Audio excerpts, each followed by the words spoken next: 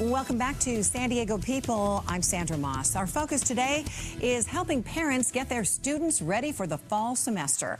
Joining me now, Christine Peck, the Communications Director at Poway Unified School District. And also here with us is Dr. Julio Fonseca. He is the Superintendent of the San Diego, San Ysidro Unified School District. Thank you both for being here. Sure. Thank you very much. Well, let's begin. Another school, and Dr. Fonseca, you say you have been with the San Ysidro District as superintendent 3 years. I'm starting my third year, yes. Yes, well, congratulations on that. Oh, thank you very much. Appreciate that. Give us a little idea about your district. You are K through 8. Yes.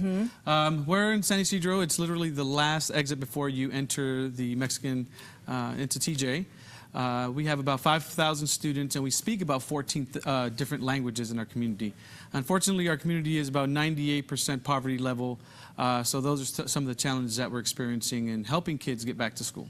Wow. So what, helping them get back to school, how do you begin with getting them the resources they need? Maybe, you know, tutorial services, that sort of thing. Food. Sure. Well, part of our challenge is that we can't just hope that things get better for our population of folks that are experiencing poverty. We have to be very strategic and precise in what we do, and we've rallied around all of our kids by providing them lots of different services, starting from meeting their basic needs, from having them have their mental health services, as well as food, clothing, and those kind of issues, so that when they enter into the classroom, those barriers that come along with being poor don't negatively impact the classroom setting. I mean, school is so challenging anyway. Just not having the basics is very tough. Christine Peck, I know as the communications director in the Poway Unified District, which is a very different demographic. You are K through 12. That's right. Your challenges aren't feeding your students, and poverty isn't as much of an issue in that North County district, but you do have some challenges in your school as well. That's right, and we're always trying to focus on equity in education. I think that's something you'll find across all school districts, that we were really working towards making the educational experience equal access to all students, regardless of demographics or gender or race. And so what does that entail? Providing resources, and maybe not, you know, in certain schools that might not have what the other schools have. And so I think that's a big focus, not just in my district or Dr. Fonseca's district, but countywide. And what about those programs, Dr. Fonseca, programs to help, maybe on-site resources that parents can access to make sure their kids have a better chance at being successful? Oh, you know, our district is very unique, and I think it's a very special place for us because we don't treat our families or our children as second-class citizens. We understand that there are some needs, and we provide them on-site. A big challenge in terms of being poor is that either if you do have a resource to go to, you're either put on a very long waiting list, or families don't go because there's a stigma that's attached by being poor. So what we've chosen to do, which makes sense for us, is that we have decided to have our services on site for all of our families. So if you walk into any of our school sites, you'll find that we do have mental health services free of charge. We provide all types of other social services for our children if they need clothes, food. They're readily available for our children to access. Do you think that your school is getting enough help? I don't think that, you know, with as much poverty that exists in our community, it's not enough. But I think we do have an outstanding group of folks that rich in services that have rallied around our district to really provide that level of support. As far as graduation rates, I know you're K through 8 district, but there are high schools that are within your district in that area as well. What is the high school dropout rate? Unfortunately for the community that I'm in, some of the statistics that we just found is about 50% dropout rate.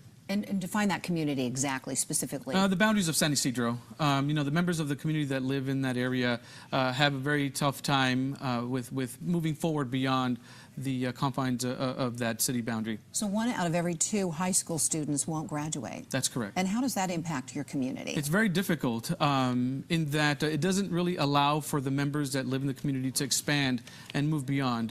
You know, the San Ysidro area is known for the gateway into America.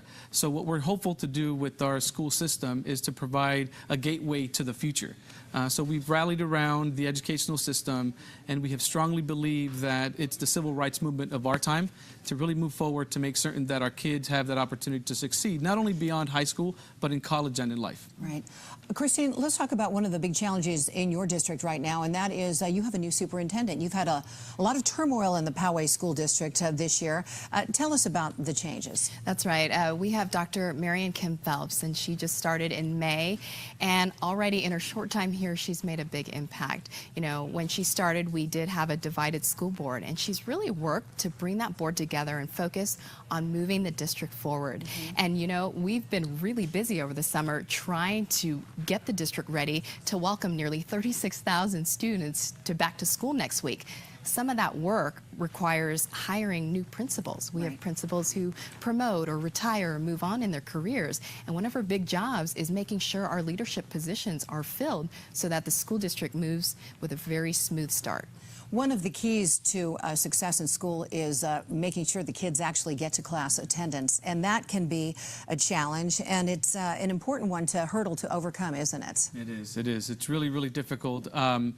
We understand that chronic absenteeism is just a symptom of why students don't come to school. And one of the things that we've made a tremendous effort for our district is to bring as many programs possible so our children can have access to different opportunities for their educational success. So it's no longer just come to class, sit in the classroom, and then stay there focused all day. So we've actually brought in sports and all types of other activities to engage kids and our families to get to school every day and on time. We're showing right now some of the start dates for the, we showed the San Ysidro district, and now we're into San Diego Unified District, coming just a little bit ahead. Before we go, I wanted to talk just briefly, the lead in the water that was discovered in San Ysidro area. That's been resolved?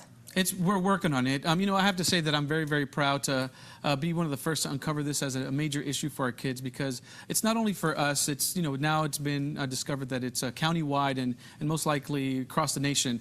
Our issues, we're working on it. It has been resolved. We renovated 2 of our school sites.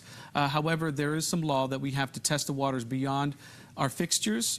So in the meantime, we're going to continue to provide bottled water in an abundance of caution for our kids until we get this right. All right, good deal. Christine, I'll let you have the last word. Advice to parents as they get ready to send off their kids or kick their kids out the door, those teenagers back to school. What do you have to say to them? Yeah, so I'm a parent myself in our district, and so I like to remind my fellow parents, just remember to have patience that day. There's a lot of high emotion, whether you're emotional about your kids going back to school or you're emotional about you know, your baby. It's your last one. So just remember, keep an eye out for kids on the street, safety first. Wait your turn, you know, and just be excited. It's okay to be excited. It's okay to be, we want you to be excited.